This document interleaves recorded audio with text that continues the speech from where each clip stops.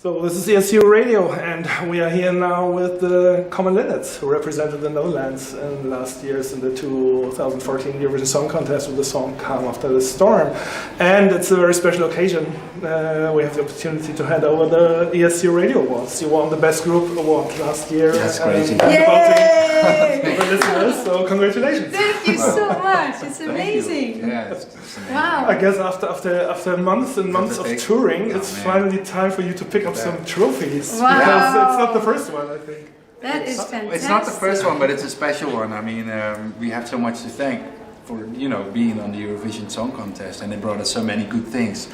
A lot of other awards too, but it all started here, really. Yeah. So it means a lot to us. Yeah. I would like to come back to the Eurovision Song Contest. First of all, I mean, it's really a good example. You are a good example how 3 minutes on the Eurovision stage can change a lot. Because I mean, you had a career, both of you had a career in the Netherlands, long career before Eurovision, and then there were these 3 minutes. First question would be, if you, before you decided to enter the Eurovision Song Contest, did you ever think during your career to do it before? Well, I was asked almost every year, and I always said steady, no, I'm not going to do it. And it had to do a lot with how in Holland the procedure of the selection of the songs went. And when Anouk decided to participate, but she did it in her own unique way, just being herself with a really great song. That kind of opened my eyes, and it changed my mind a bit. So when we were asked to participate, I did think about it differently then. And then when they gave us all the space we needed and wanted, basically to be on that stage the way we wanted to be on that stage with a song of our choice that we felt we would, be really comfortable with, and that really represent us also, as a group. And the whole look and feel of things, of course, we had a great director, Hans Pannenkoeken, who helped, the whole setup with that camera position, and that the lights were really subtle instead of all flashy. All of that contributed to, I guess, people noticing us and liking what we did. And so we took the opportunity, and people asked us to come abroad and come play the song or play more songs, and started to get an interest in the album that we carefully created, because we were actually working on the record before the Eurovision Song Contest. And so we took the opportunity with both hands and just went for it. And people showed up at concerts, and we got asked for so many things, and well, it's been a dream ever since. It definitely changed our life in a way. Yeah. This performance is always crucial in Eurovision. You really need 3 minutes where you have to nail it, basically. Yeah. And I mean, there were so many good songs in Eurovision. They ended at the bottom of the table because the performance was not really that good. But in your case, I mean, I remember when I first saw it during the rehearsals on the big screen. I just thought, well, this will go high. Yeah, definitely. And we came from far, because in the beginning nobody believed in Holland. That is, nobody believed in this. Hardly anybody believed in the song, and of course, it was quite a contrast to maybe the stereotype vision of what the Eurovision Song Contest song should be like. People go like, oh, you got to make sure it's very catchy, and you got to make sure it has a modulation and all these things, and we were like, why? Let's just shut the door, turn off the phone, and write a couple of good songs. But we didn't even write. Specifically write for. We wrote songs we liked, and then this particular song we all agreed on might be worth a try, and we knew it was a little risky because it didn't fulfill to the parameters that count for a Eurovision Song Contest. I mean, there is no rules basically in music, and I think things got right at the same moment, and then it happened, But I must say, we're both curious what it's going to look like this year. Like if people took notice, and if the type of song they are going to perform, if that's going to be a little more, I don't know, a little more intimate or something, because. Yeah, it's a lot of fireworks musically, most of the Eurovision songs, and that's great. Yeah, exactly. And you know what? Nobody could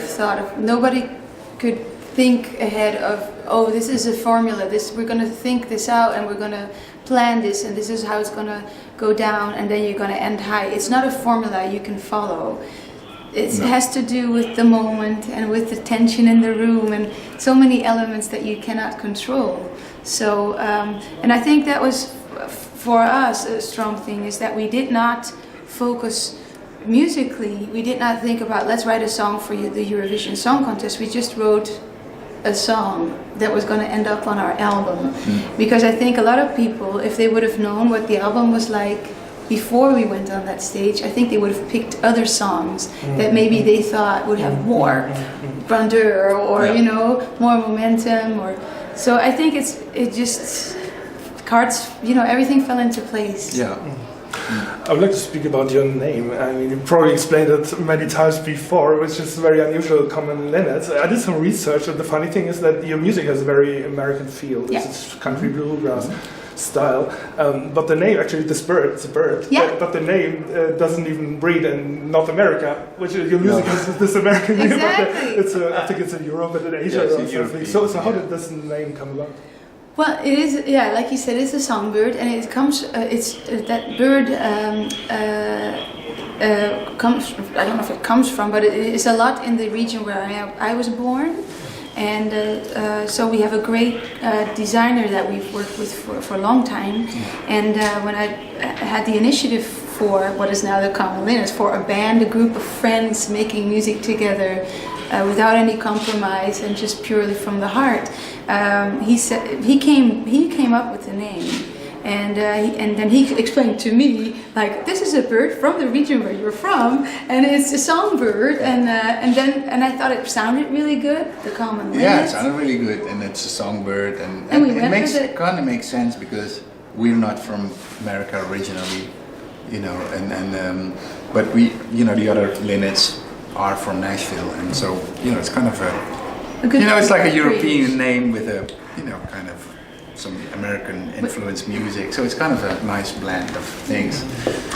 So it must have been a crazy time for you after Eurovision, because you were really successful, and I wonder how, because Eurovision is such a special format, because normally you can promote a song, you can, especially in Europe, you can do it step by step in various different countries. You start in one country and you go to the next country, but with Eurovision you have this one night and you have this major impact in all countries, all over Europe. I'm sure you got invitations from all corners of Europe. So I wonder, how did you handle that? I mean, big success you had outside of the Netherlands, in Germany, Austria. Mostly in Germany. So and Austria. how did you handle this? Well, the thing, we have a nice little place, our studio, where we have a lot of sweet people around us that take care of all the requests, you know, so they kind of filter what we do and what we don't do, and we know where it's right, and this is in our studio, and this is a room with all our guitars and all our gear, and where we you know, write the music. So after that all happened, basically the first thing we did was go back to our studio, shut the door, turn off the phone, and go like, write a song. And so we wrote a batch of songs, and that's kind of the way of keeping ourselves grounded, you know, like we never lose track of what it's all about, which is picking up a guitar, write a song and sing it. And that's basically how you deal with it. I must say also, another thing is, like, we're not too young anymore, you know, so we kind of know. I mean, I'm really not very young. No, but, I mean, if this would have happened on a very early age, it might kind of do your head in, you know. But we're just really thankful that this all happened, and we're not trying to.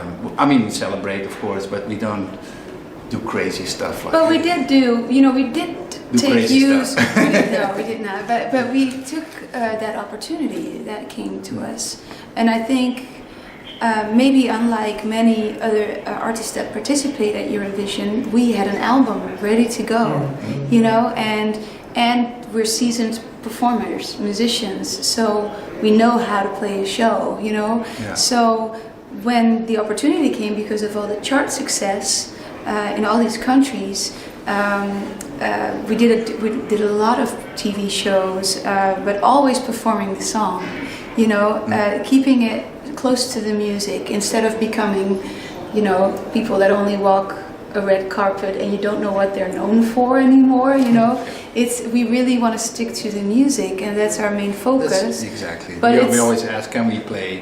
What's it for? Can we play? And then we'll do it. You know. Yeah, basically the music takes us everywhere, and it's great that it started with Eurovision, and that we kind of want to continue on that path of this music, which is singer-songwriter, folky, Americana music. We already played it now on stages that are not like typical country Americana folky stages, you know. So for us it's a great way almost to be somewhat of a messenger of this music in Europe. So we play this music in front of people that might normally not so quickly get acquainted with it. So, and I'm very proud of that. So what are your plans? I checked Facebook a little bit about your recent activities. I read a lot about songwriting, and so can you tell us a little bit about your plans? Well, we're in the middle of making a new album, and that's very exciting because we've got new songs, and of course we do not know how people will react to those, but we put our best in it, and I think we're also growing as songwriters because we write more songs, so we get better every time. Basically, it's real simple, just to release the album and play as much as we can. That's kind of in a nutshell what we want to do and what we're all about. And along the way, of course, we'll do promo. We recorded most of it in prizes. in Holland, and we're going to Nashville on this Sunday, and to finish it with our buddies there, with our friends, other Linnets, and do some singing and steel guitaring and banjoing and all that.